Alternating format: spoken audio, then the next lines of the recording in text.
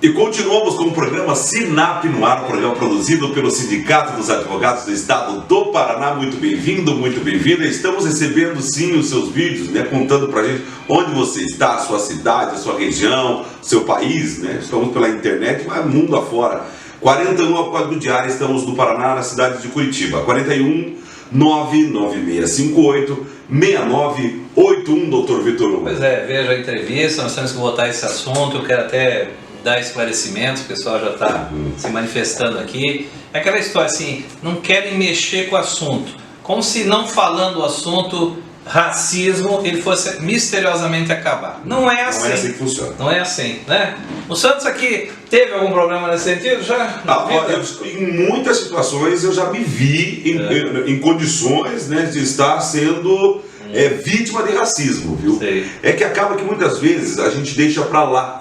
Isso é muito bom a gente tocar nesse assunto, essa coisa de ver um ato racista, mas deixa pra lá, não é bom. Tem que meter a boca no trombone, tem que falar. Da piadinha. A piadinha sem graça, sabe? É. Ah, mas era só uma piadinha. Não, não era só uma piadinha, sabe? E esse tipo de coisa vai se perpetuando na sociedade, vão passando as gerações e os atos racistas continuam. Não é à toa que aconteceu o fato lá nos Estados Unidos, mas temos que deixar bem claro que isso acontece também todo dia aqui no Brasil. Assista a jornais, vocês vão ver, todos os dias acontece esse tipo de situação no Brasil também. Um crime não se combate cometendo outro. Pois é, e nossa Constituição já prevê o crime de racismo, pouco aplicado ainda no Brasil. Pouco aplicado, a aplicação dele é mínima, tá? Então, é a questão cultural, realmente fazer valer. Não é essa questão de ser chato, não. E não adianta botar, varrer para baixo do tapete como se isso fosse sumir. Não vai sumir. Não vai sumir. Nossos irmãos de cor, nosso irmão afrodescendente tem que fazer valer os seus direitos, tem que buscar seu lugar na sociedade e tem que se fazer e respeitar. É desse jeito. Vocês estão vendo por todo mundo a reação que está havendo, tá? A reação que está acontecendo. Isso foi tratado nessa entrevista com a doutora Andréa Vitor. E aí é aquilo que a pergunta que eu fiz: precisa ter uma comissão de igualdade racial na OAB no ano de 2020? Precisa ter, tá bom? Apesar da pergunta ser quase, parece ser, né, sem sentido, mas precisa ter sim, gente. Mas principalmente, você tem que brigar pelos seus direitos. Eu sei que muitas vezes também é difícil provar um caso de racismo concretamente. Claro. Mas só de você bagunçar a vida daquele que cometeu o ato, já tá bom demais e você tem que fazer. De novo, nós lançamos o desafio. Faça o seu comentário, faça aí até um exemplo, diga o que aconteceu com você, vamos exemplificar, porque esses exemplos têm que se multiplicar e nós temos que dar voz às pessoas que são subjugadas ainda por uma questão de raça no Brasil, tá? Absurdo. Vamos ficar mais light, vamos chamar a doutora Janaína com sua coluna em loco, da doutora Janaína Xeradia, por favor.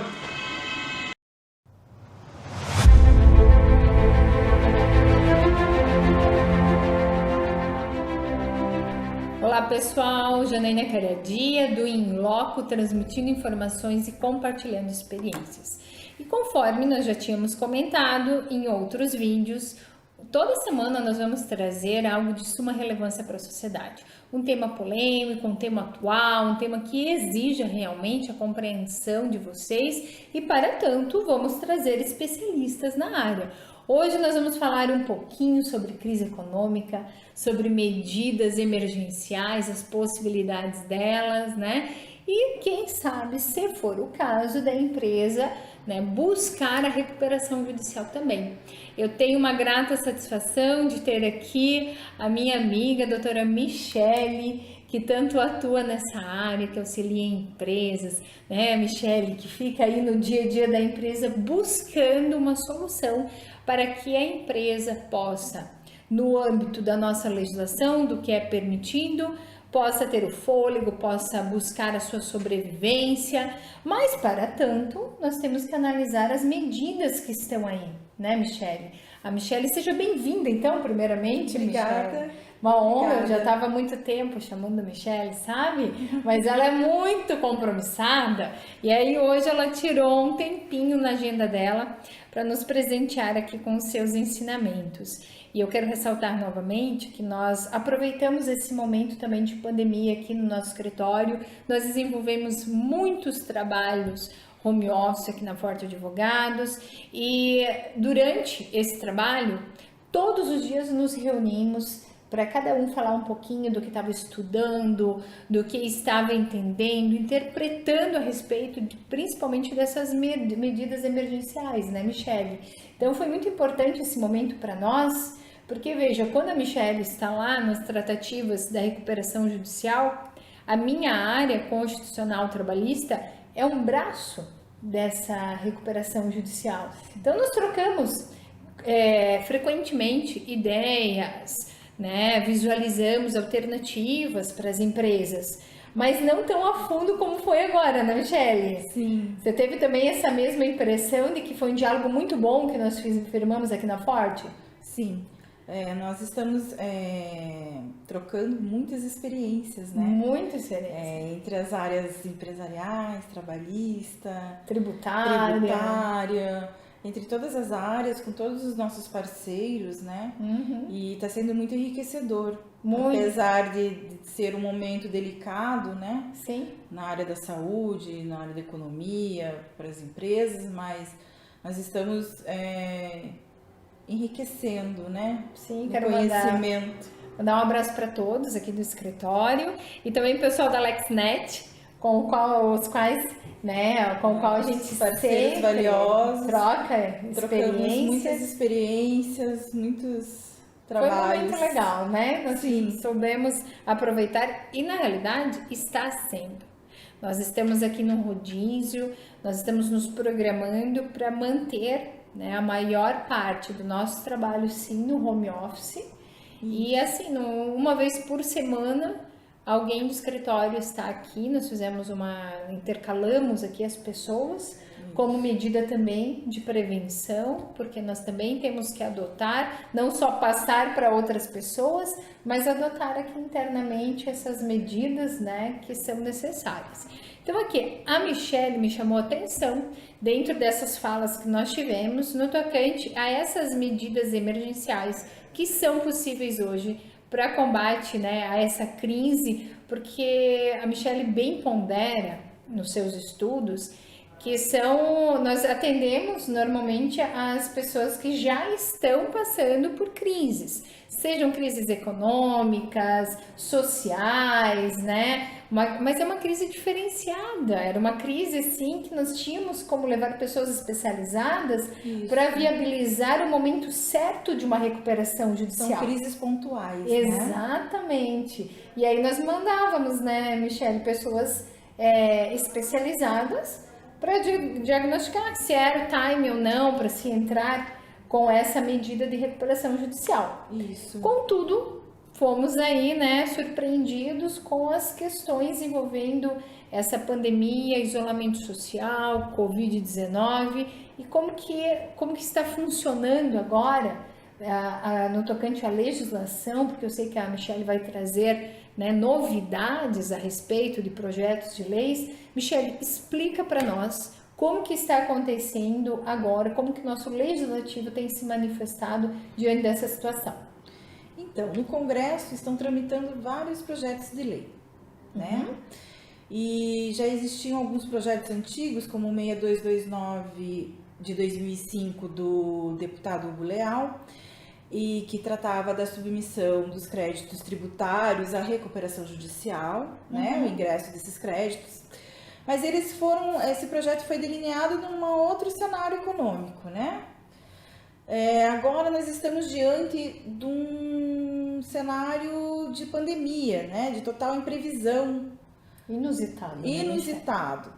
Então, assim, o que está acontecendo? O Congresso está tratando de projetos na área da saúde, né, na área da assistência social e também nessa área empresarial, objetivando salvar as empresas, né, acompanhar a situação econômica e financeira, o quadro, a saúde financeira dessas empresas. Então, dentre os projetos que estão tramitando, tem também um projeto muito discutido na área jurídica do deputado Hugo Leal, o 1397, agora de 2020. É um projeto polêmico, porém é um projeto que ele trata de medidas emergenciais, né? E ele traz alterações à Lei 11.101 de 2005 da recuperação judicial, são alterações provisórias, né? Modificando algumas medidas, mas que são necessárias para o momento que nós estamos enfrentando. E quais seriam essas medidas? O que tem de diferente nesse projeto, Michele? Então, eu vou falar sobre a primeira parte, o aspecto negocial. Ele traz novidades para todas as empresas, Tá. micro, pequenas empresas, para todo o agente financeiro, né? O agente econômico financeiro. Ele traz possibilidade de negociação.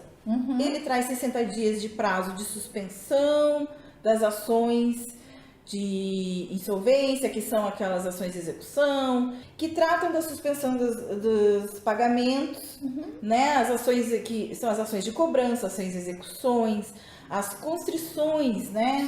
Dos bens. Então, qual que é a verdadeira intenção do projeto, né? É de evitar que as empresas percam os seus bens, percam o seu patrimônio e acabem precocemente quebrando, né? Falindo. Então, esse é o objetivo maior desse projeto de lei, né? Tem outros tramitando também. Sim. Hoje eu vou trazer informações sobre esse projeto, porque é o projeto mais discutido e é o que a gente entende mais viável no momento. Até porque está gerando, assim, a maior busca, a maior procura pela sua compreensão, né, Michele? Sim. Então tem essa fase negocial. Ele pode, né? preventivamente Durante 60 dias, ele pode ter essa suspensão. E após esses 60 dias, as empresas podem nomear um negociador. Que interessante. Tem essa nova figura ou não, né? Porque o negociador pode ser qualquer pessoa, desde que capacitada, né?